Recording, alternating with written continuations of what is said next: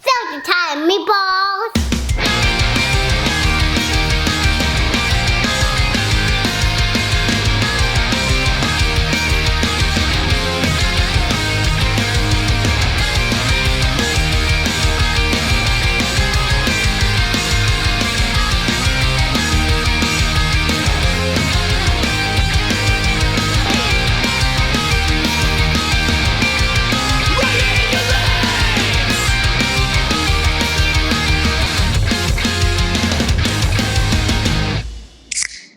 What's up, you guys? Welcome back to another episode of Seltzer Time Podcast. It's your boy Ricky, a.k.a. Dick Chuck, coming at you from the outside, the man behind the can, Seltzer Time Official. Here is always with my conversation accomplice, the man with the hunch about Worcester, Travis. What is crackin' Fizzle Fiends? Welcome back to another episode of the Seltzer Time Podcast. And as always, we are so glad you're with us. I managed to hit record this time, so we are coming to you live on the first go-through. Hey-o!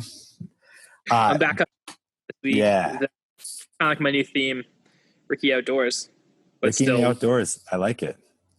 Well, you know, it's the move. I mean, today is a gorgeous day. I am sitting here in gym shorts and a hoodie, which we both agree is the outfit of choice. It's true. I have basketball shorts and like a long sleeve Bruins t-shirt. The jam bone. Very, very comfortable. So this week on the show, we are talking to our friend and disability advocate, Rob Bilotta, talking about accessibility issues in the city. But before we get there, you know what we have to do. Hey, Ricky, how was moving in, buddy? Moving in was dope. Yeah, so we're officially moved in to the house, which is super cool.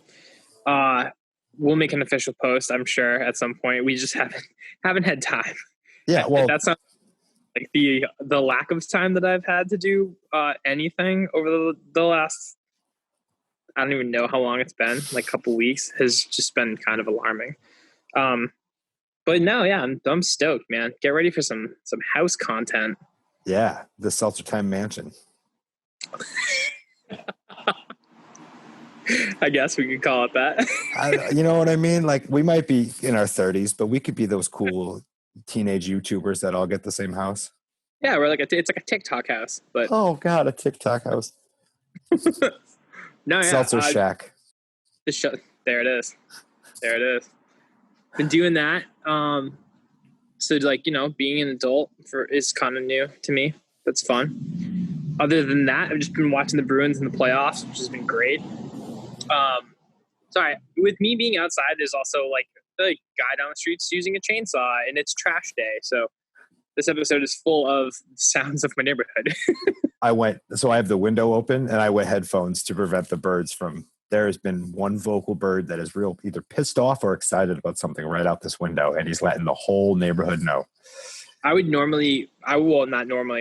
have had headphones, but I can't find them. They're in a box. We're getting our floor.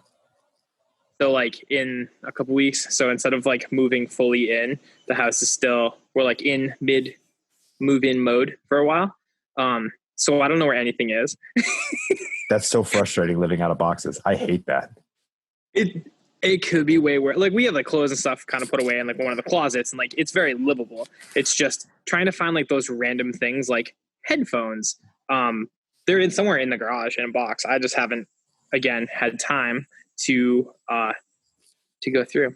Today's actually the only day I think since we've been in here that I've hung out at the house during the day. And actually like sat there and lived. Yeah. Yeah, I feel that. I mean, dude, we've been in our house 6 years, and there are boxes that were never fully unpacked downstairs that like we decided, well, we don't really need this right now. So I keep finding all this random shit that we forgot we had. Really? Yeah. I mean, like we have a little knickknack shelf over here, and I just added this little Cyclops guy that Sarah and I first grabbed when we had our first place together, and I found him in a box. Completely forgot. I have a Nerf gun that I'm going to give one of my nephews here soon, and I'm going to bestow it upon him he has to earn it by destroying a bunch of cardboard monsters in my backyard. Hell yeah. I'm so pumped for it. I'm going to do a whole thing. But anyway. Hey, how was your week? My week was good, man. Thanks. Worked a bunch, and then we took this weekend off, which was amazing, which was absolutely fantastic. It was a great weekend to not be in the house. Good friends Caitlin and John, my wife Sarah and I went up and did a little tubing adventure up in Maine.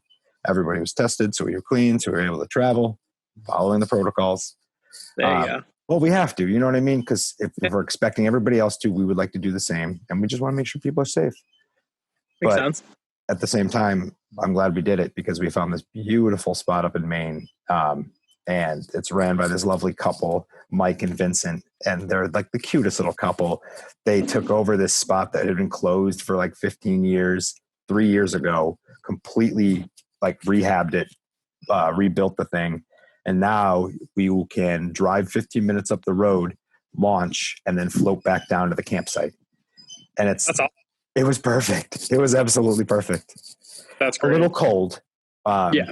A little windy on Saturday, but still I was in a raft floating, not looking at my phone and just enjoying the hell out of some scenery. That's dope. I had some funny ideas for signs, but there were signs that needed to be like,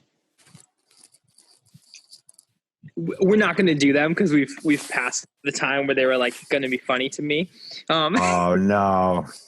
It's okay. It's fine. We have plenty in the cockpit, and I have a list of ones that I'll be sending you.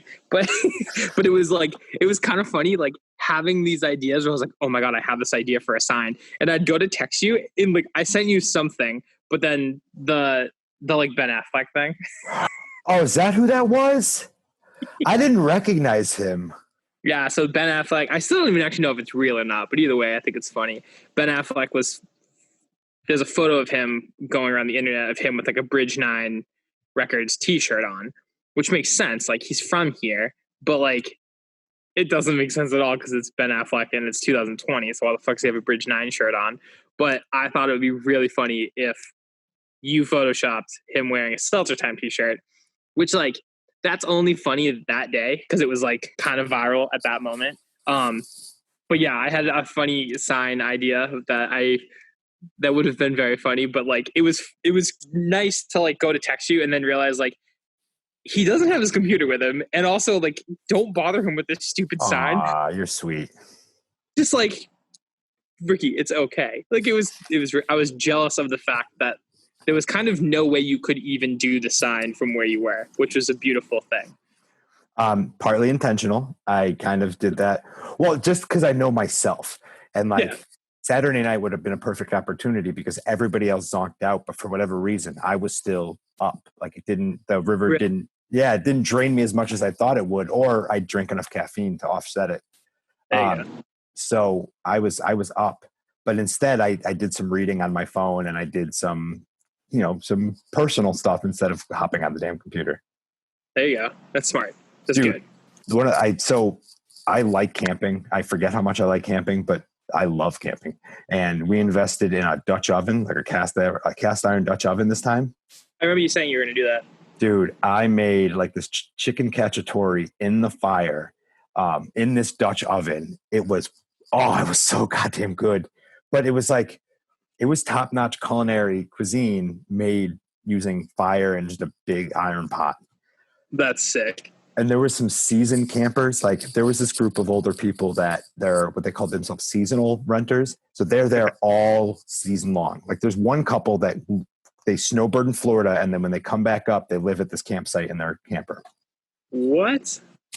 Rad. So freaking rad. And they were awesome. But my point is that I impressed the lifelong campers that were like, what are you guys having for dinner over there? And that made me feel really good. There you go. That's awesome. And then stuff happening this week. If you guys want to join us on the 20th, we are going to have a conversation with our guests from last week, Monica and Ogove, and we're going to talk about voting and what it means to vote and why you should get out and participate in some of the truths and falses that are around voting, which is kind of wild to think about right now that's even still a conversation that we have to have. Like, can you vote? Yeah, it's wild. But yeah, no, I'm really looking forward to it. I've done a lot of reading on the voting. The 2020 voting world is very strange. Understatement. Getting weirder by the minute, basically. Yeah, really, depending on whether or not the president wants to take out sorting machines. Yeah, which is kind of crazy. I don't know. We're not a political podcast. I'm sure if you really want to know what we're talking about, you can go Google it. Find people that are smarter than us talk about it. But we are going to have smart people talking about voting who have dedicated themselves and educated themselves. So you should join us on the Send us a DM on Instagram at Seltzer Time Official, and we'll send you the Zoom link. Yeah. So do that. Let's talk about some voting and keep watching the Bruins. Yeah. That's week's podcast. See you guys later. Bye. No. Wait, Ricky, remember we're going to talk to Rob? Mm-hmm. Oh, okay. Phew. Oh, I got nervous there for a second. You know what? Okay, so before we do that, for the most part, I usually use a koozie. It's usually a Seltzer Time koozie because we have 50 million of them. But I just opened this, and as I opened it, I noticed it says #SeltzerAid like on the can. And for a second, I thought it said Seltzer Time, and I was like, I'm pretty sure they can't do that. But I just got really confused. I would be so pumped. I don't actually know how I would feel, to be honest with you. I'd be kind of bummed. I'd be pumped because it'd be like, oh, cool. But I'd be bummed because it's like, really? Does #Seltzer Time? I wonder if our copyright covers that. I don't know. Oh, because we're Seltzer Time. I don't know. Anyway. All right, guys. Well, here's our interview with Rob. Bye. Hey, guys. This week on the show, we are talking to disability advocate Rob Bilotta. Rob, thanks for coming on the show, man. Yeah, thanks for having me, guys. Really happy to be here. So I like your jersey, by the way, or your Bruins coat. Hell yeah, man. We'll see. Oh, man. It's crazy that Tuca bounced on him, but it happens.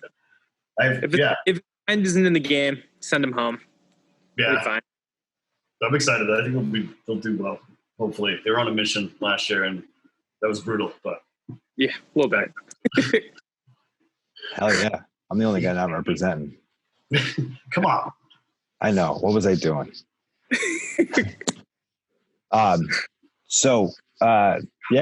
We had Rob on because we wanted to talk about some of the stuff happening around the city, some of the accessibility issues that we have, and just how we're doing as a mobile city.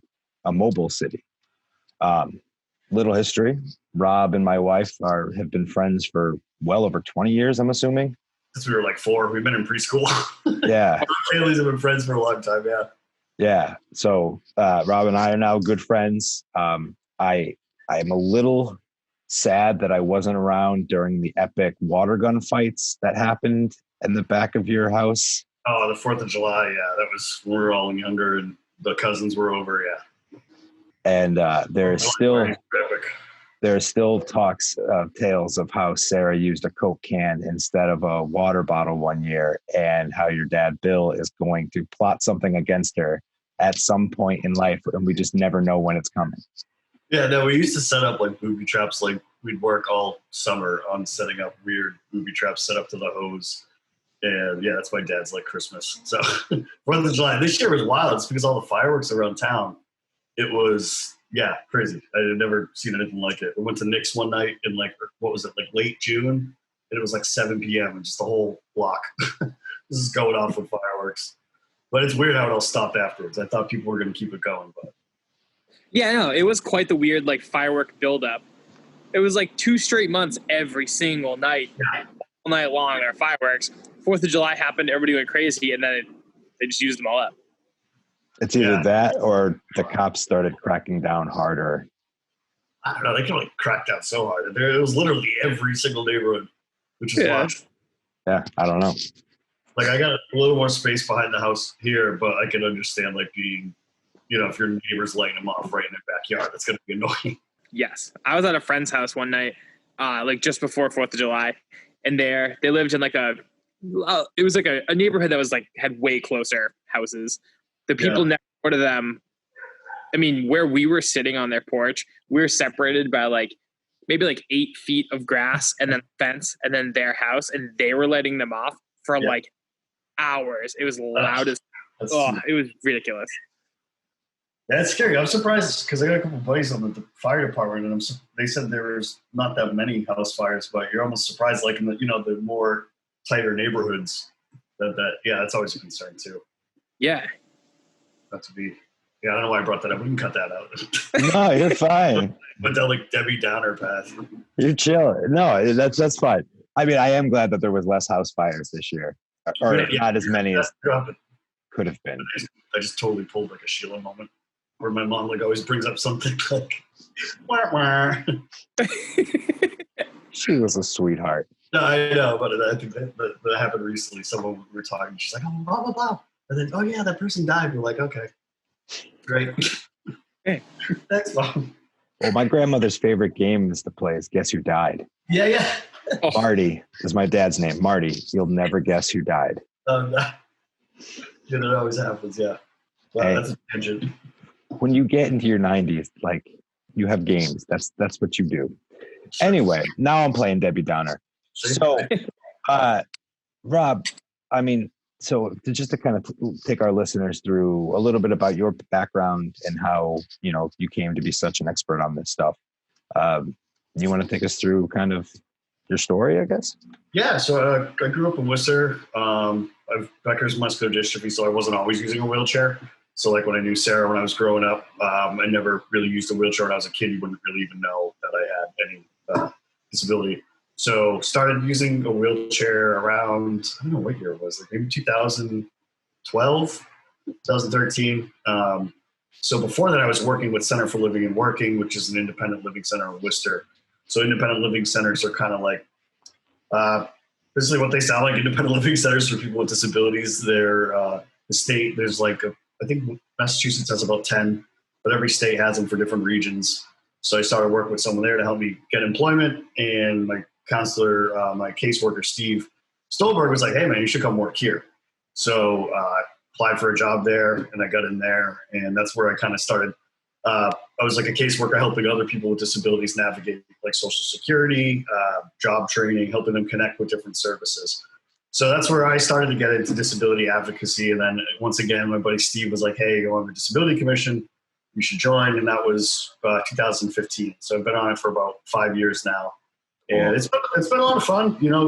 I think with disability advocacy, it's really, it's more not individual, but I get connected into that world through a friend. And I think that's how we make a lot of connections and pull people into disability advocacy, because we want people with lived experiences and people that know the world because they're in that world. But I started there, and the Disability Commission, it's been fun. I've learned a lot about different things that are going on in the city, different departments, how things work.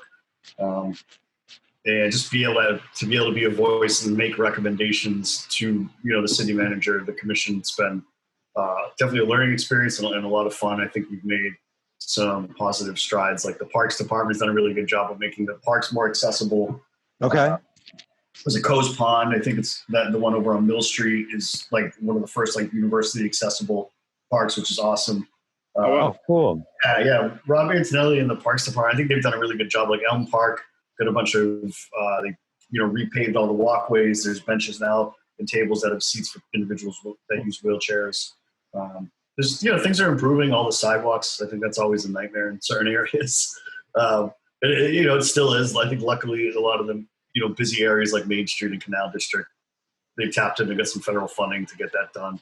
But yeah, that's like really, I wouldn't say low level stuff, because that's the thing with disability advocacy. I think a lot of people outside of our world think a lot of these issues are small, but when they impede, your movement every single day, that, it adds up. And I think that's where there's, I think, a disconnect with the, non-disabled world and the disabled world.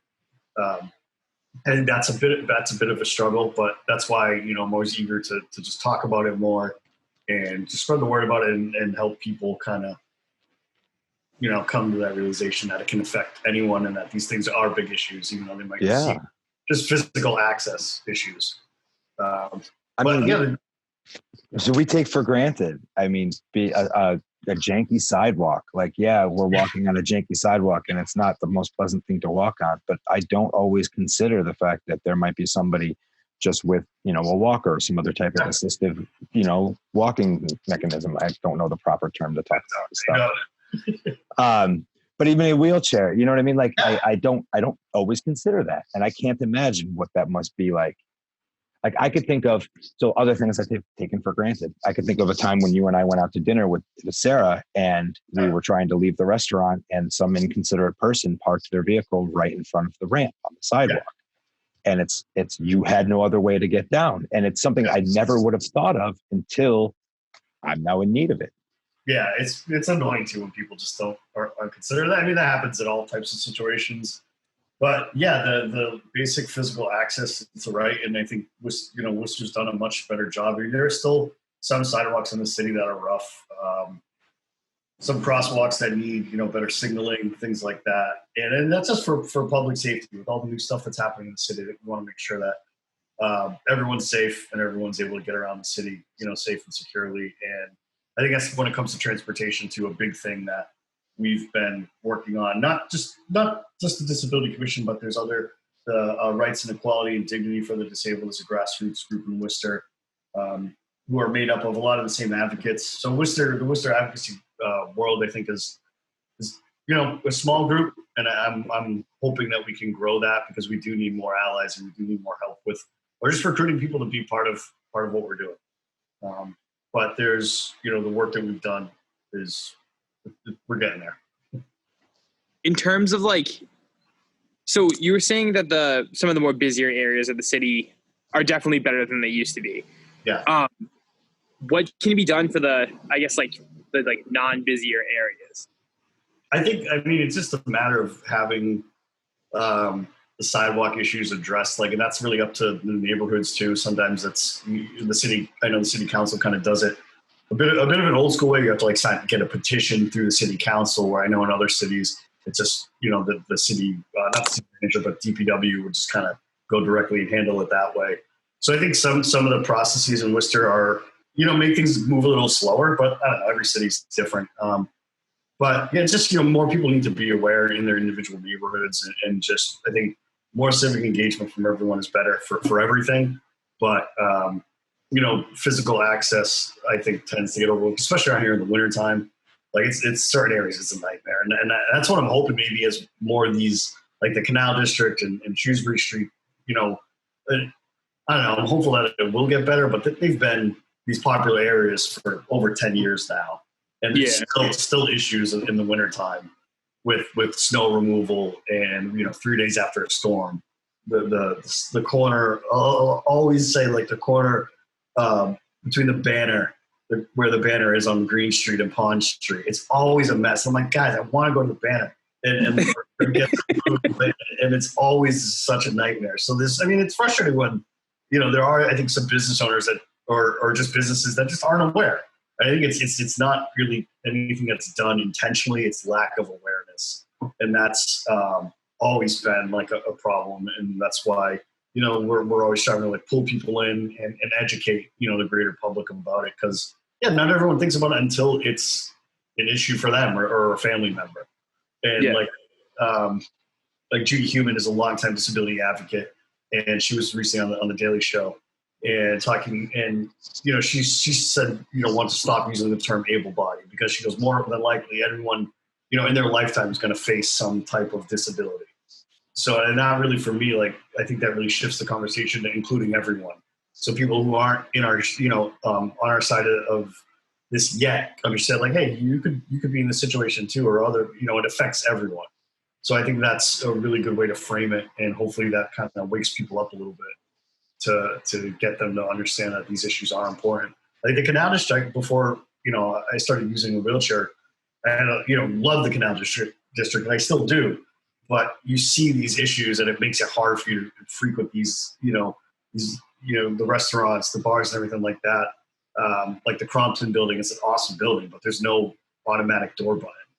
And I haven't been out in a while since the pandemic hit, but hopefully maybe those things will change. But even the new building that went up, where the Kelly Square lofts are, K2 lofts, which is an interesting name choice, I thought. But but yeah, even the doors there. It's this new public market, and the doors aren't even a brand new building. They didn't put automatic door openers on. They're not automatic? The entrance that I was in, no. So, and I hope that changes. But it's just little stuff like that. I'm like, you're fucking kidding me. It's a brand new building. You couldn't think to put how does that get overlooked? But it's little things, but they're big issues, and they add up. Oh, Yeah. absolutely. I think you just hit the nail on the head. They add up. If it's a little issue every time you interact with something, it's going to be maddening. Yeah. So that's definitely a frustrating thing, but I think go ahead. Yeah. I kind of want to take you back to the petitioning thing. So if there's an issue on a sidewalk, in the city, we don't have a mechanism where somebody could just take a photo on their phone and like document it through an online form. I think you do. Excuse me, I might have been incorrect. I think I don't know anything about this. I know like some stuff for the city you have to petition, like if you want to not to fix stuff though. That's incorrect. That was my mistake. Like you got to if you want to put HP parking, accessible parking in front of your house, you got to petition for that. But for the sidewalk, you got to send it to DPW, take a picture of the customer service line. But I think everyone in Worcester knows that they take their time at the DPW for whatever reason. And they got a lot of projects, and we're there's a lot of stuff going on, and it's a big city. But I think that's one of the things that Worcester can do better at, for sure, fixing these things. We're a big city, but there's still these problems that are just unnecessary, I think, and make everything more challenging. But areas like the Canal District and stuff where it's getting better, but there's still problems. And I hate to sound like it's always like whenever there's a new thing happening, we're always the ones like saying, hey, wait, there's still something, wrong with this. And it sucks to have to be that person to do it. And I think especially people outside of our world don't always get that. Like a perfect example, I'll never forget when the Canal District shuttle, I don't know if they have more than one now. So, and that's funded by, go ahead, Rudy, sorry. I don't know, do they have more than one? I think they only have the one. I was supposed to get on it and do a video thing for Worcester, but by the time the weather was making sense for us to do it, Corona happened, so I never even got to go on it. Yeah. But I think there is only one. I think it just kind of loops all day though. Yep. So there's one, and it's not accessible, which was really frustrating. And we made some noise about that. And I'll never forget, one of the business owners was like, "Oh, no good deed goes unpunished." Like kind of saying, like, "Why are you guys, And I'm just like, "What the hell?" Like this, this is we want to make sure it's equal for everyone and accessible for everyone. They put that shuttle in so that because they didn't have parking, so they needed to get people to their business. Yeah. No good deed goes unpunished, asshole. Yeah, that was really frustrating. So I'm like, I'm not going to Bucks. I don't blame you. So that's the frustrating thing. Like people just don't get it. It's like, here, we're not trying to like frame everything in a negative way, but things need to be accessible. And I think this week in Worcester, my buddy Pat Sargent, who did an interview for that, and he interviewed Alan Fletcher, who put it together, and I forget the guy's name, who owns the Crompton building. But these, people that are been leaders in the Canal District and certainly have the money to put things together. But it was, quote, put together on a shoestring budget, which I don't really buy. But, access, people always want to skate around it. It's always seen as a financial burden, but it should be universally accessible. Why? I was listening to a story at one point on NPR about a lawyer in California who made it his entire business going around finding these accessibility lawsuits. And I don't know if it's just the way California's legal system's set up versus Massachusetts, but he was taking these businesses, he was suing these businesses left and right about accessibility issues, about handicap accessibility, and winning large amounts of money. Yeah. It feels like these businesses can either shape up now or face potentially large consequences down the road when somebody takes them to court. Yeah, and I think that's what's good about that, but also scary about that too, is because there's been some new stuff in the Senate, trying to strip some guidelines away from the ADA, stripping some power away from the ADA, the Americans with Disabilities Act, and they're saying that there's all these frivolous lawsuits happening, blah blah blah, but they're not frivolous if a business isn't, making sure things are accessible to everyone. Yeah, going back to a new building like the public market, like you're saying, how is that building built without automatic doors? Or I know they have there's some flat surfaces to come in, but at the same time, if there's an automatic door, that's still hindering your accessibility to get into the building. Yeah. when you build a new building, you should hire a brand strategist. Why wouldn't you hire a strategist on how to build a building up to, what should be just I don't know if it's like up to code, or I don't really know what it would be called, but how do you not have somebody be like, hey, real quick, what if we just put an automatic door in, like before we build the building, and then have to like tear something down to fix it or whatever? Yeah, and that's the frustrating thing. I'm starting to realize, like, just in Worcester, that like, accessibility is an afterthought, and that's like the most frustrating thing. Where all these things are happening, all these big projects, and yeah, again, accessibility is an afterthought. I know, like, I believe the ADA, like, you don't absolutely necessarily need to have the door openers, but that's the most frustrating thing too, when business owners and developers want to do the bare minimum. Yeah. Access. Why not just go a little further and make it fully welcoming for everyone in the public at the Worcester Public Market, which, that's a good perspective to have. I mean, I think you're right. Like, you don't want to complain. Like, can you think of some places that have done a good job at serving your audience around our city? Some people we can shout out? Yeah, I mean, I think in general, like I said, I think the city's doing a better job. I think certain, like, I always would go to the Grid just because they have that, then they had an automatic door opener. And I'm like, oh, I'm just going to give you my business because I appreciate, having this being accessible. Again, I haven't been out in 5 months because of the pandemic. So, like, people with disabilities, we're kind of like, shut in right now, which is frustrating, especially from an advocacy point.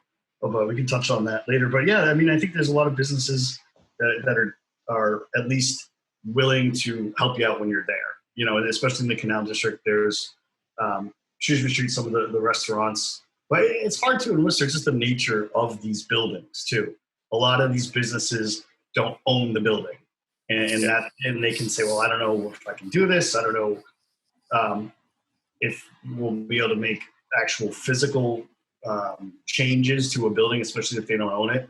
But I think most business owners are extremely accommodating and want to help people that are, that are going to their restaurant or their business. But there's, I think, still, more. There's always more work to be done. Like certain, there could be different menus. Actually, hold on. I don't even know where I'm going with that. Sorry. No, you're cool. You're totally cool. So, like, I think of Redemption Rock, and like they have a great ramp leading up to their front door. Or I think a place like Three Cross, which they built it in for their bikes, but they're inherently perfect to just roll on in. Yeah, I'm bikes. Don't get me started on bikes. Wait, no. Did I just touch on something? Only because, like, sometimes it's like the you see, in my opinion, like, society will bend over backwards for a recreation, a choice that people are making to own a bike, to put goddamn bike lanes in. It's great. Why do we safe biking? But you can't even get like proper accessibility. So to me, that's always frustrating. Like that's a recreation, a choice is always, and I get it. It's part of the making a city more, what's the word? Just like pedestrian friendly. But oftentimes pedestrians get left out of it, including people that are, just trying to navigate the city, people that are visual impairments, people that are deaf. There needs to be all this proper signaling. But yet, the first thing to go up, we make sure there's bike lanes everywhere. And I know I'm sure some people at Three Cross are going to be mad at me. Heather might read me out next time I see her.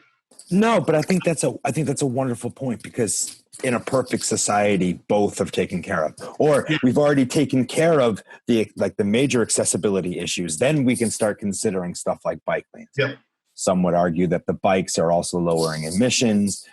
There's a whole, it's a big ass Pandora's box. However, I agree that we should be considering more things. Like everybody in our city should be thinking about everybody else. And like, fuck, man, I don't want anybody to not be able to go somewhere. And we were talking right before we started recording.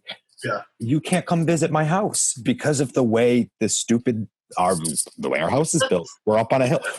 But it just, to your point, to your point on some of this stuff, like, it's just really tough to change given the way our architecture and the way our shit was built. Oh my God, I'm swearing left and right. Given the way our stuff was built, some of it proves harder to adjust than others.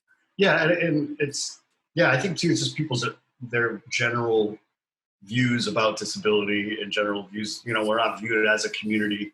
We're viewed as individuals. And then that's always been a struggle for advocacy as well, because sometimes we tend to be more isolated and have a hard time. Not everyone has their own transportation. Not everyone's able to get to all these meetings and have as big of a voice. But I think we're getting there, and that's why I'm hoping to recruit more people and just have gain more allies saying we need help with these issues too, calling into different meetings, just making more noise about our efforts, because it can affect everyone, and it is frustrating when we have a small group working on these issues and then other things that are again, I'll go back to bikes just because I like to pick on like the OFO bikes that happen. The city manager's riding a bike, and it's like, oh, okay, great. Well, let's get excited about like maybe more important things.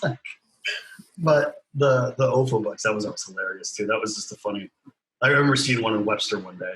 I was like, all right, this is why Worcester. Certain things just aren't going to work in Worcester, which I think. Which no matter what happens in Worcester, how much things change, I think there's always going to be certain things that just aren't going to fly here. That always, I think, even though they're negative things, it still makes me smile, because I'm like, all right, Worcester still got that edge. We haven't got that stuff.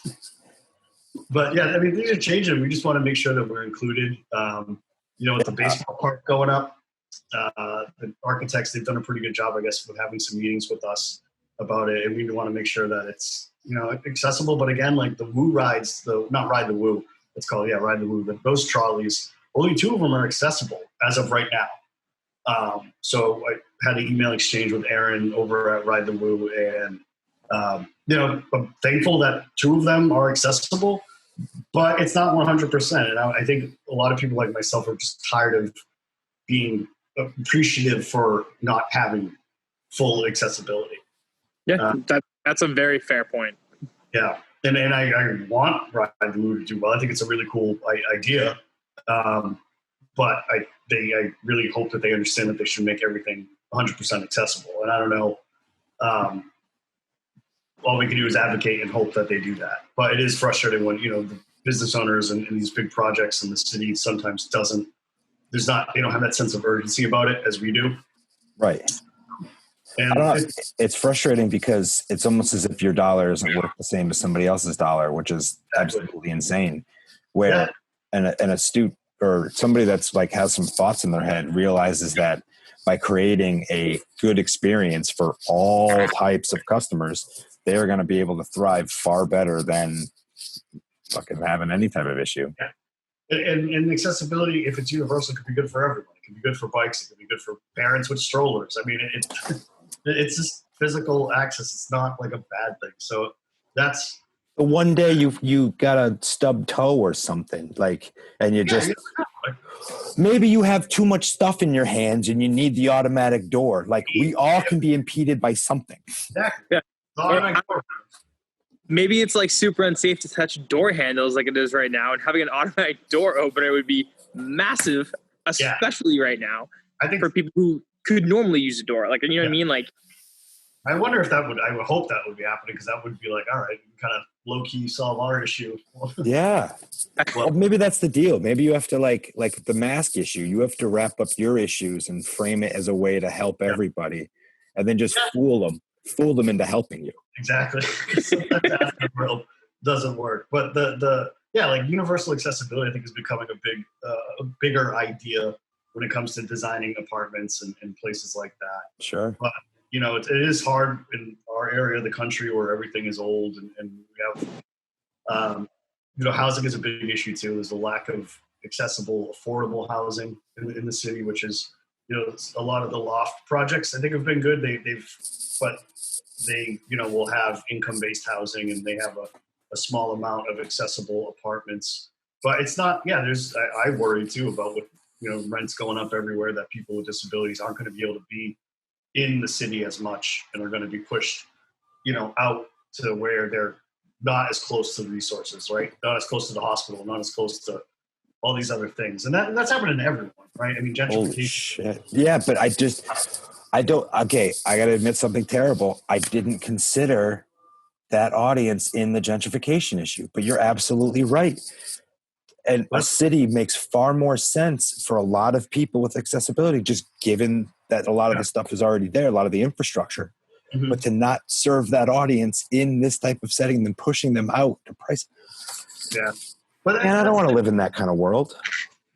But it is like but yeah, I think that's what people don't realize, like communities of color and people with disabilities, it's very intersectional, just like everything. Anyone can can check off a lot of boxes. So I think Right? it's important that, like, yeah, we're all in it together and we're all part of these communities that are getting adversely affected, which is frustrating. And that's the thing I think for the Worcester advocacy, disability advocacy community. I think we need more diversity too. I think that's always been an issue. And it's, I myself, don't know how to solve that, but we want to, pull more people in from different communities that have experience with disabilities. And we don't need someone to have a disability to be an advocate either. Sure. So, and I hope, I think the commission, we have, I think, a pretty diverse group of people that are on the commission, but there's always room for improvement with accessibility, with diversity. I think that there's always, I don't think you never have enough. So I hope, we continue to work on that, and maybe people from different communities kind of see what we're doing and say, I want to join in too. Because we need everyone's perspective on it. And you don't have to have a disability to want to help these people. Like, I want to help you. Yeah, exactly. Yeah.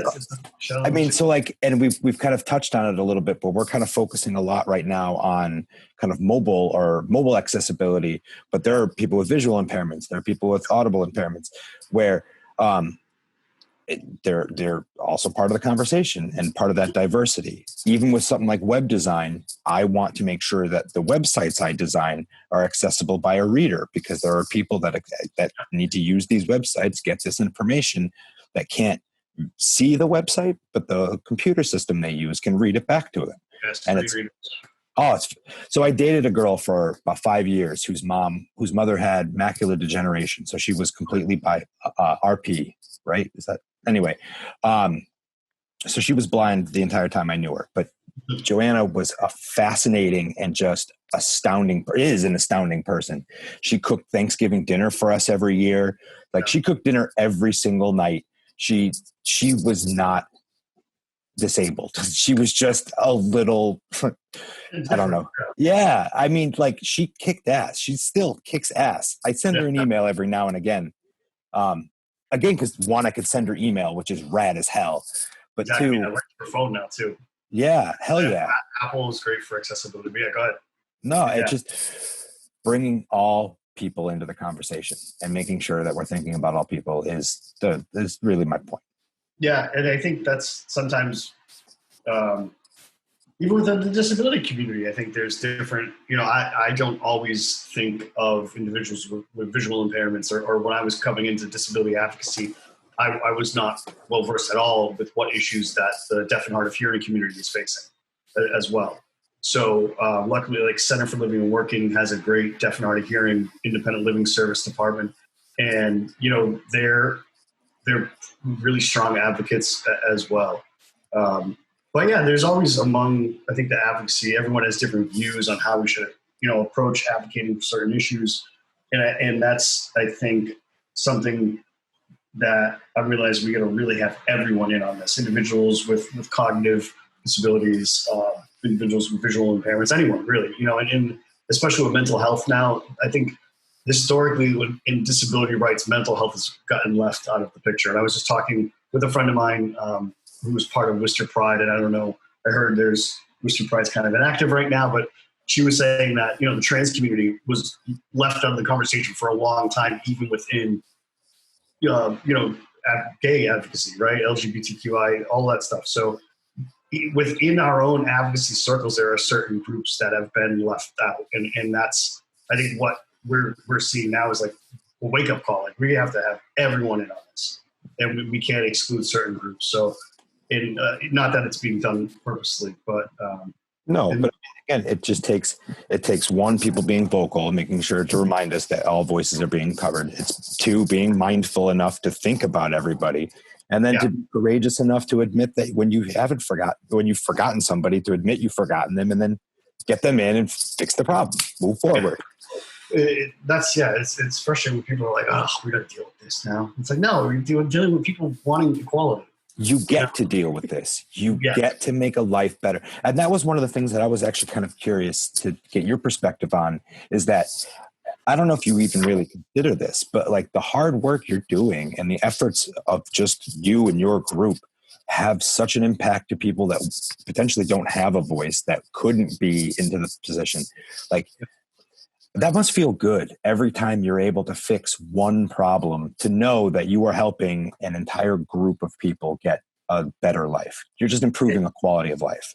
Yeah, I think that's, and it's, we want to make sure we're helping as many people as possible. It is fun just to see things improving and to know like, oh, I had a part in that. But it's been, I don't know where I'm going. I'm rambling now. I need more coffee. Yeah, I feel you. I have to cut all this out. I'm sorry, man. No, you're totally good. You're totally good. But I think it's been fun, and it's I've always been very into doing different stuff in the city. So it's and that is funny. Even though Worcester's growing, it's still a lot of the small town shit. The longer you're here, the more you see that. I mean, you're a lifer, so I'm not a lifer. I'm a transplant, and even now I'm kind of recognizing like the ruby glasses are kind of lifting a little bit, and I'm starting to see that we are not as we're doing great. We're doing well, but we can do better. And what was that? Like, no matter where you were to go, once you know enough, you see literally every city is the same in terms of like that bullshit. Agreed. Every company is the same in terms of that bullshit. It really is just like the more you get involved and the more you see and the different people you get to talk to, you see that it's all bullshit. I think that's what I was getting at. I think you're 100% right. And like, it's the problem of now I know too much. Exactly. It's like they live. We're wearing the glasses. I mean, in a way, no, but I think you're right though. That movie was so far ahead of its time. It was, absolutely, man. Shepard Fairey we got to make Shepard Fairey whole career. But that's true. Yeah. The thing, that's the thing with stuff in Worcester, you got to put like your time in. And that's the most like precious resource you have. Like you got to devote your fucking time to get anything done, and that is a frustrating thing. As I'm sure if you're involved in anything in the city, just the amount of time it takes to do things. I wanted to ask you guys, do you think, because I'm starting to realize that maybe the city manager's office is starting to think, and this is just a thought of mine, that like public art is going to save everything. Is that, am I off? Are you starting to, so we can cut this. No. This is staying in. Wait, this is staying in? Ask that question. That's a good question. That's a great question. It's a great question. Why not? The question was I don't mind answering candidly. I believe so. No, just because I'm seeing like there's a big initiative with public art, and there's the power thing. I think it's great. It's awesome. You know what I mean? And now you see other businesses do it, and then you see these billboards. Better things are coming, but yet there's still problems. Like I'm starting to feel like they're starting to think public art is just a Band-Aid for everything. So to clarify a couple things in that statement, powwow is not a function of the city, and that's been. But no, you're good, because that's been something that we've been fighting as an organization throughout this entire time, is that we have to grasp roots fund. However, there are plenty that see powwow as a function of the city, which in turn helps raise the economic value and the. To your point, I do believe that a lot of people see public art as a way to improve things and a way to kind of help things. To a certain extent, it can, and to a certain extent, it can provide a conversation starter. It can provide something provocative and thought provoking, or it can just provide a really aesthetically pleasing backdrop to a city. That being said, I agree that the effort needs to not stop once the paint is dry, that it needs to continue moving forward, and that paint can only do so much. Yeah. And it can only cover up so much. I mean, and to think of it like that, it's going to cover up. It's going to be a nice distraction for a little while, but that's all it is. It's a distraction from the greater effort at play. Yeah. But to your point, though, like, what's something the general public can do today? Like, what's something we can all do in our daily lives to help improve the quality of life for people that aren't with disabilities? Yeah. I think just being more aware of it, or maybe asking business owners like what, maybe if they could improve accessibility, or like, hey, have you ever thought about this? Or I think just keeping accessibility in mind and understanding that the disability community is a community. It's not just an individual that is sick that has a disability. Where 1 out of 4, 20% of the population. So in people can acquire disabilities. People can be born with disabilities. It's not, and that's a big thing too. I think society still has a real negative stigma, and that depends. Even in family members can have negative stigmas about disabilities. It's a hard thing, and different cultures view disability differently. But I think now, especially with social media and the internet, people are being able to connect and not be as isolated. I think isolation is always a big problem for individuals with disability. And having, the means to get out there is important. Like, again, just to go back to transportation, but I think if people just make more of an effort to check others or to inquire about making things more accessible, because if more people talk about it, business owners are going to understand, or the city's going to understand that this is an important thing and we need to fix it. And there needs, and I'm worried with the Worcester Public Schools, what they're going to do for students with disabilities now that everyone's remote. Sure. And that can be a challenge. Like, how do you provide all those things? But hopefully they'll do the right thing and get proper equipment to students that need it at home. But yeah, the whole pandemic thing, it's a whole new wave of challenges now that the disability community needs to face. But that's where we have to stay even more vigilant to make sure our issues don't get pushed to the side and don't get framed as, we can't do it because of the pandemic. So that's a really hard thing. You're seeing too, like the state's crisis standards of care that were across the country. There are states that that are instructing providers to deprioritize people with disabilities. Yeah, that's like a real thing. And that happened in the state, in Massachusetts, and Bacon. Luckily, the governor put in a new set of criteria saying that this can't happen. But once the cases went down, now that you removed that. So now is the time to maybe change this law, change these standards of care. But that hasn't happened yet in the state. But yeah, it's crazy, man. That's why a lot of people with disabilities know, like, if going to a nursing home, going to a hospital right now is almost like a death sentence. Yeah, for sure. And that's scary shit. But when you were talking, like, I could, people can develop disabilities, and we can even develop temporary disabilities. You can break an ankle and have to walk around in a cast for 6 to 8 weeks. And in that 6 to 8 weeks, you are going to be extremely thankful of having ramps and having automatic doors and having, would it be insulting to make somebody like the city manager have to ride around in a chair or get from like one place to another just to experience what it was like to roll around the city? Yeah, it's funny you say that, because the Joe Porcillo, who's on the Disability Commission, he's an awesome advocate. He started doing that a few years ago. They're calling it Wheeling Through Worcester. And so we had the mayor do it. We had a few city councilors, people from different departments. We went up and down Shrewsbury Street. We did Park Ave. This was maybe 3 years ago. It started about 3 years ago. I don't know if the city manager has done it yet, but we've had people from the police department. It's been eye-opening for them to see, oh, wow, I didn't realize that the pitch of this sidewalk was really challenging, or this light pole was in the way and I can't cross going from the YWCA to the Green Street Bridge. It's a perfect example. It's a giant pole right there. So I think it's a giant fence. That's a good point. So yeah, and that's been fun to see people kind of be able to get a different reference point now and see what it's like and understand that these little things add up. But I would, Rob, if you wanted to do it with us, I would absolutely love to film a video of, let's say, the three of us getting around Worcester, and Ricky or I are in a chair and the other guy's videotaping it. And we're just hanging out, and we're just trying to go certain places, and we just show the type of experience we have.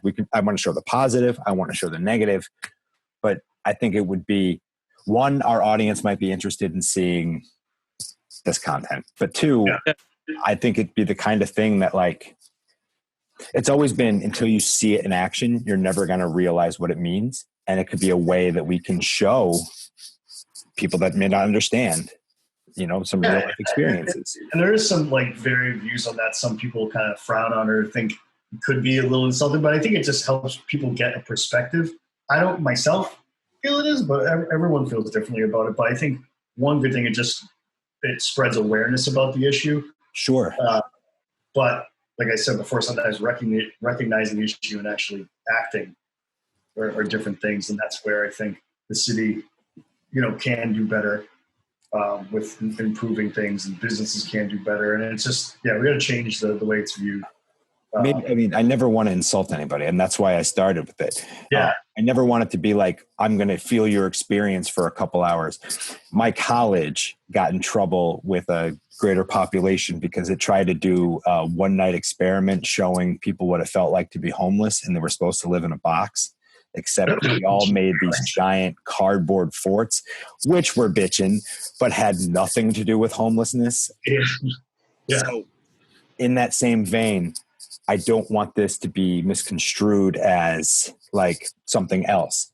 So maybe we have to push a stroller around with 2 cinder blocks, and like we have to pretend to be Mr. Mom trying to get our child's or your children with this stroller, and even show how difficult that could be. Yeah. No, I think it's a good idea because it helps us give people a different perspective, and hopefully just change the way people with disabilities are viewed. And I think that's what what I'm for. Yeah, that's what needs to happen. And that's where we're advocates are trying to have disability history taught in public schools. The whole ADA movement, like Crip Camp, is an awesome documentary. I definitely highly really recommend that to everyone to watch Crip Camp. It's pretty awesome. Okay. And that's just, Judy Heumann is one of the legendary disability advocates. Who, that's what I mean. Grew up. People like myself are considered the ADA generation because we grew up with the Americans with Disabilities Act being passed. That was passed in 1990, which is insane to think about. So before we've only that, been at this for 20 years. Yeah, before that, there were even less rights. And there are older disability advocates will talk about that. I'm like, I can't even imagine what it was like, because it's still frustrating for someone like me, even when things are light years better. But there's still room for improvement. We got to work on disability culture and how we're viewed, because I think ultimately that changes how the general population looks at us and sees that we just want equality and that we can be equal members of society, just like everyone else when it comes to working, living independently, things like that. And unfortunately, sometimes our right or our ability to live independently really hangs on legislation and things like that, which especially sometimes in this political climate, people are just voting for because they like one thing the candidate said, but it's like you're not looking at what this person's doing to really affect the lives of individuals. Social security reform, we need that. Those are bigger national issues, but at least in Worcester, I just want to make sure people are being more aware of people with disability of all types. There's a lot of people with hidden disabilities too, and people with disabilities, I think, need to be, and a lot of them are, but needs to be more of enough to have us make sure that we're proud of our disabilities and who we are. Yeah. Yeah. So every person should just be proud of who they are. We're all different. We're all playing with the cards we're dealt, and we should all just be embraced and loved for who we are, unless you're an asshole. That's true. I agree with that. So you gave us a couple documentaries we can watch, but for our listeners that are looking to kind of get a little more learned on this stuff, can you point us in some places that we can read or some sites that we can look into? Yeah, I mean, Crip Camp is a great place to start because I think it really shows not just the advocacy stuff. Bless you. Not just the advocacy stuff, but it shows that that this was just a group of people that wanted to make a change. It really humanizes everyone. And instead of where like Lives Worth Living is a really great documentary too, but that really focuses on like the political action and the advocacy work, which is important and incredible what these people have done. But I think Crip Camp does a great job of just showing a group of people that are seeing that they're alike and want to challenge the world to be different. And it's an awesome documentary, first of all. And I mean, Lives Worth Living is incredible, a really good documentary, but that, I don't know where you can even view it. It's like a DVD that's been passed around like different agencies to my knowledge, but it's out there. Okay. I don't know, even I'm trying to, there's not a lot of documentary. I mean, I don't know everything either. Like I'm sure there's. What about an organization like Easter Seals? Easter Seals, Center for Living and Working. These are all agencies in Worcester that are disability service providers that do a lot in their community. That, you know, for someone that is maybe new to having a disability or wants to get connected with a bunch of resources, going to places like Easter Seals and Center for Living and Working, it can be a great start. They can connect you with all the right people to help fill you in on where to get different resources, where to get maybe help advocate for better, education. A lot of parents might need help hiring an advocate because there's a lot of times public schools and parents will clash over, providing best services for their kids. And that's just another struggle too. But yeah, when we're trying to do CLW Easter Seals in the Denholm building, everything's different now because of the pandemic, but they're still open and which I really felt like coronavirus would not be able to survive the Denholm building. But it's like if any place can deal with this virus, it's the Denholm building, dirty Denholm. But no, I mean, hopefully a lot of the nonprofits are still there. And that's what's cool too. It's like the unofficial nonprofit center in the Denholm building. And now I heard Unum's moving out. I'm like, ooh, maybe all the nonprofits could move into that nice new building. Yeah, who knows? That would be so much nicer. But it is cool. I don't think a lot of people know, actually. Like, a lot of nonprofits are in the Denholm building right downtown, which I think is a pretty cool once you realize that. But yeah, Easter Seals, they have their Youth Leadership Network program, which does a lot for young adults with disabilities, connecting them with other people like themselves and, helping fight that isolation. Center for Living and Working has a bunch of different services for young adults with disabilities to older adults, and I mean, the Disability Commission is good, stuff like that. That's awesome. Yeah. We've recorded an episode in the Denholm building. Oh, you have? Yeah, we recorded with AMP, the police music partnership guys. Oh, yeah, we hear them jamming upstairs. They were pretty good, actually. I'm like, I know that song. Like, they're no, it's cool. There's a lot of cool stuff happening in the building. Yeah, Justin and their crew are doing a great thing for the kids. Yeah. It's a little run down, but it has character. I've been in the basement. Have you? What was the basement like? Dude, it is the creepiest thing. There's still the 70s mustard yellow shag carpet down there. There's I think you could easily have a haunted house down there or turn it into a paintball range or something because it's massive. And I mean, there's a pile of mannequins in the corner, super creepy. From when they shut down. What the? No, who do we talk to go walk the Denholm building basement? I can connect you to. There's one of our staff members has a key to get down there. It's super creepy, and it's I just want to see it. Oh my god, yeah, it's wild. They found people camping out down there. It's it's pretty crazy. Oh, good God! One of our staff has a little workshop down there. I'm like, dude, why would you want to work down here by yourself? Yeah, that's where I would be. It's wild, but that was kind of cool to see the underworld of the Denholm. Man, that's starting to get a theme for this show.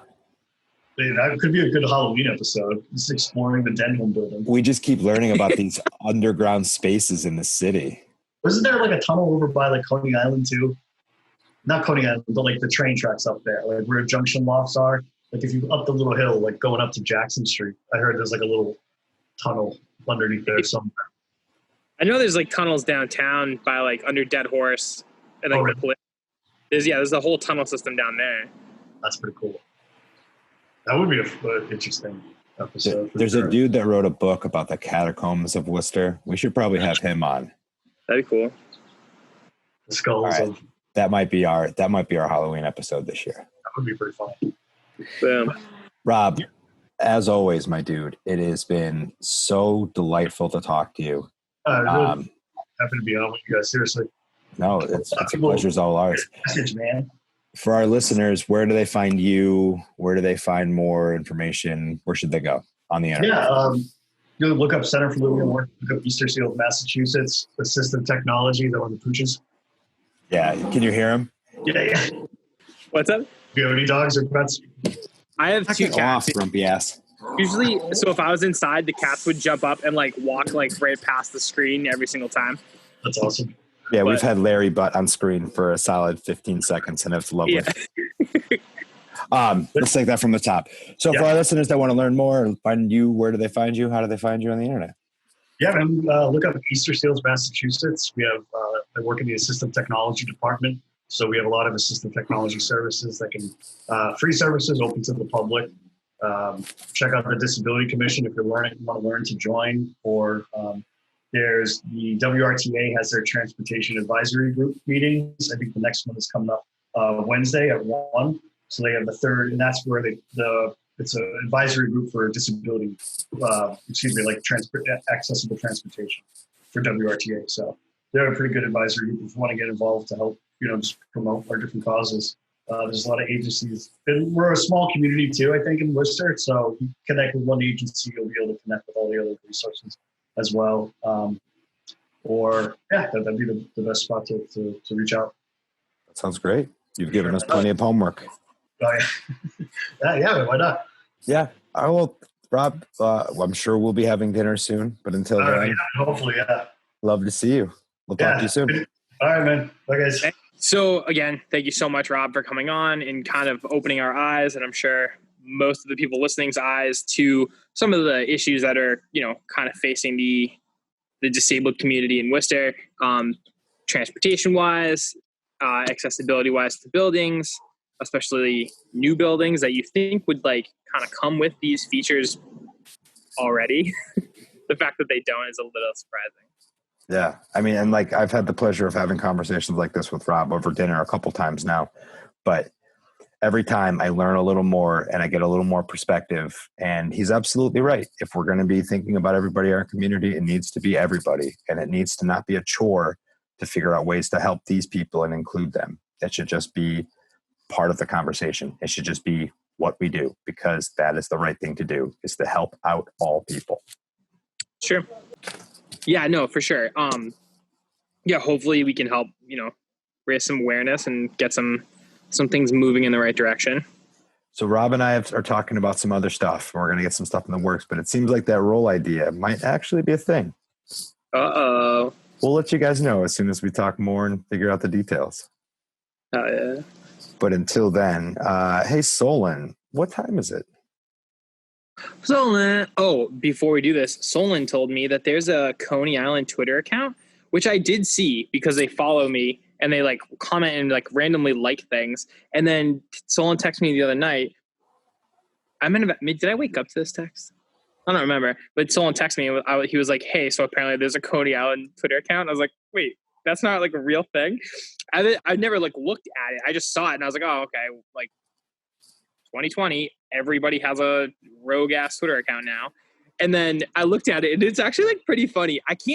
But he said it's not coming from them, but it's still like relatively, it's not as like intense as the Table Talk one. And it's not like a straight up parody account like the Skylight. I almost said Twilight. Wait, Skylight. The Skylight Twitter account isn't real? I don't think so. I don't think it's so the either. best. I think that one's the best that's active at the moment. If it is real, they are choosing a very vulgar marketing style. And it works. You have no idea how many friends I have that are like excited to go to Skylight when we can go back to Skylight. And a lot of that is due to the Twitter account. Oh, we need to do a Seltzer Time live from Skylight. Dude, Can you fucking imagine having a table set up in the middle and having all of our friends just skate around us all episode? This has to happen. We're doing this. We should interview the people who own Skylight at Skylight while people skate around us.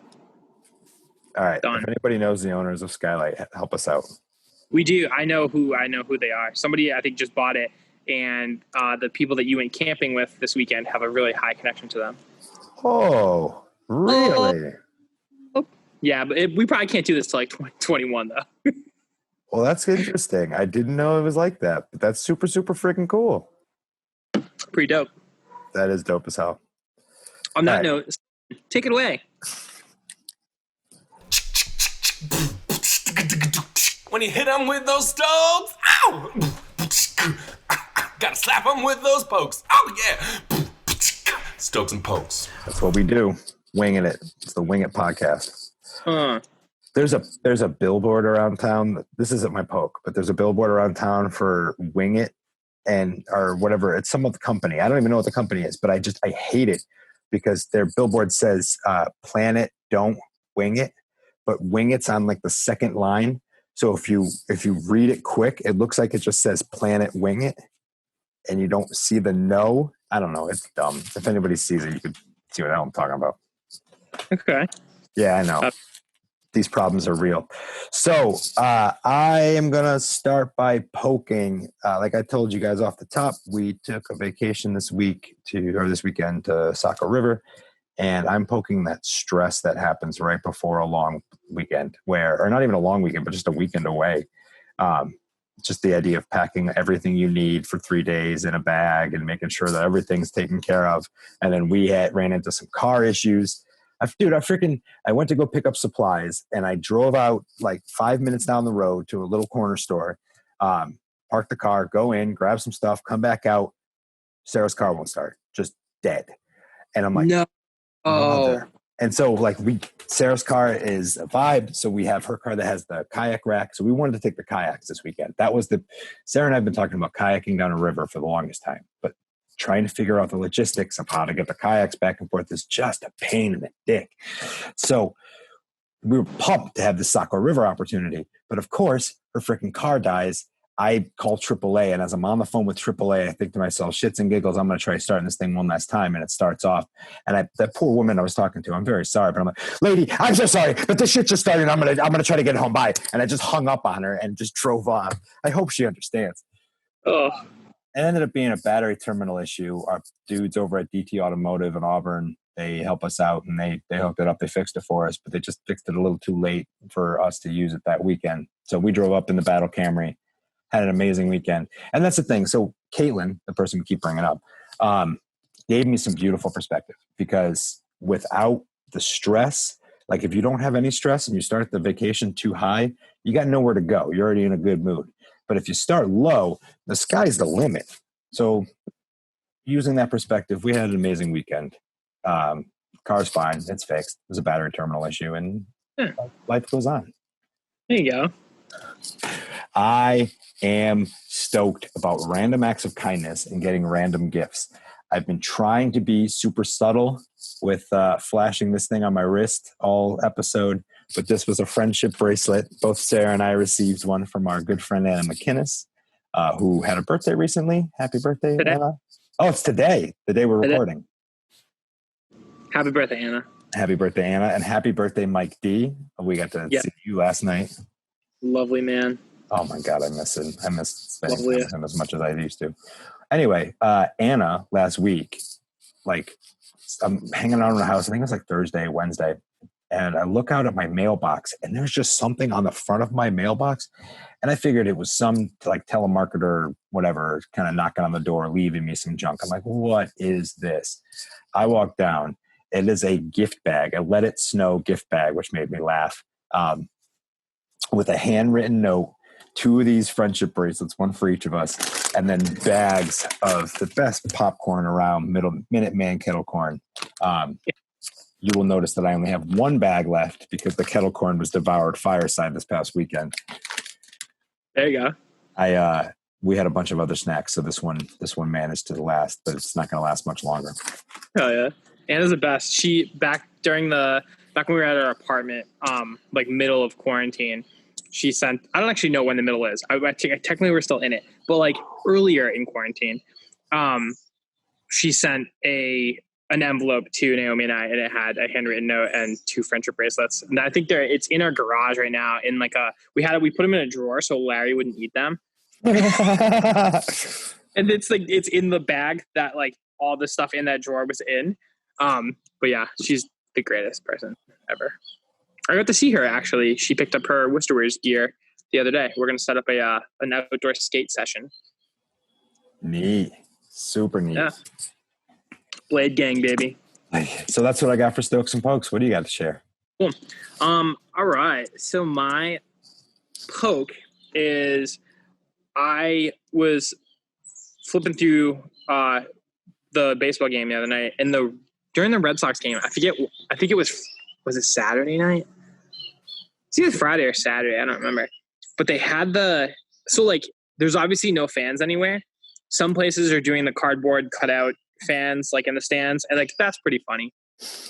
But then there's when it's on like ESPN or one of those major networks, they put like video game fans in the stands. So it's like they literally just take like the fake fans from like MLB 2K20 or whatever and put them in the stands. And it's super awkward when there's a home run. It's like we all know there's no fans there. Yeah. There's no reason. Just embrace it. Yeah, just own it. Like the NHL is killing it, I think, with their game presentation right now. It's awesome. You don't even notice really there's no fans. Like, I don't know. I just think they're doing a much better job. But I did see something on the internet last week about the Pirates, though. The Pirates sent one of their season ticket holder a baseball, and it said, "This was hit on this day by this player into your seat, and this would have been yours if you were here. We hope to see you next season." I just thought that was a nice little thing. That's what they should do. Like, you treat your season ticket holders very well because they literally keep you in business. That's your lifeblood. And also, it's just getting creative with what, the card you're dealt this season. I think that's really smart. Shout out the Pirates. But yeah, so that's my poke. And then my stoke is one of my favorite bands ever, the Menzingers. Released a record last year called Hello Exile. During quarantine, they re-recorded one of their songs and changed all the words, and it's kind of more of like an Americana style rewrite, and they changed the words to kind of like focus on like current climate, what's going on with like race relations and politically and all that stuff. But then, so I thought that was awesome. And then they last week, I think, announced they re-recorded the entire record into more of a it's called From Exile. So they re-recorded it from their homes and stuff. And it's more of a acoustic-y, Americana-y style of a record that I already was obsessed with. So I'm excited to hear a fresh take on that. But it doesn't come out till the end of September. But they released 2 songs the other day. They're both phenomenal. So that's a super clever name. I really dig that name. It's clever. They killed it. I love that band anyway. Everything they put is my new favorite thing. But I don't know. I just love the creative approach to the way they handled that, because they only got 1 tour in on that record. They did a headline tour, and then I don't even actually know if they got to finish their headline tour. I think everything got shut down prior to them getting the last date in. But yeah, so they just re-recorded the record and put it out this way, because you figured they lost about, I don't know, 3 full tours on that. Easily. I mean, they could still tour on it, but it's just going to put it out of date and put it out of people's minds. Yeah, exactly. So it's just a good way to kind of keep things going. Yeah. But that's it. That's my stoke. Real excited. I feel you. We got to get stoked about something like that, because we're not getting much in terms of new movies or. All right, cool, kids. Well, you've done it. Cool. You've wasted another hour listening to us ramble, and we appreciate you immensely. Yeah. Cool stuff coming to seltzertime.com. More cool stuff. We're trying to figure out more fun things to do, like this meeting on Zoom on the 20th, which is Wednesday. Thursday. So yeah, if you have ideas for us, if you have stuff you want us to try, send us a message, drop us a DM, fill out the contact form, send us a I don't know, pigeon. Yeah, buy some stamps and send us postcards. Oh, bro. Yeah. You guys want to send us postcards? 44 Portland Street, floor 6, Worcester, Massachusetts, 01607, 01608. Yeah. Care of Seltzer Time. Send it to us. We'll get it. The sun is like. Sorry. Rob is texting me. He's super excited about some of the ideas we have going on. So we're trying to figure out some details in text, and I should just stop paying attention to my phone. Cool. All right, my dude. Well, I have been Travis. You can find me on the internet at Hunchback Travis. I have been Ricky. You can find me at Seltzer Time Official or DickChuck77. Yeah. Have fun. Stay safe. Wear your mask. Vote and buy some stamps.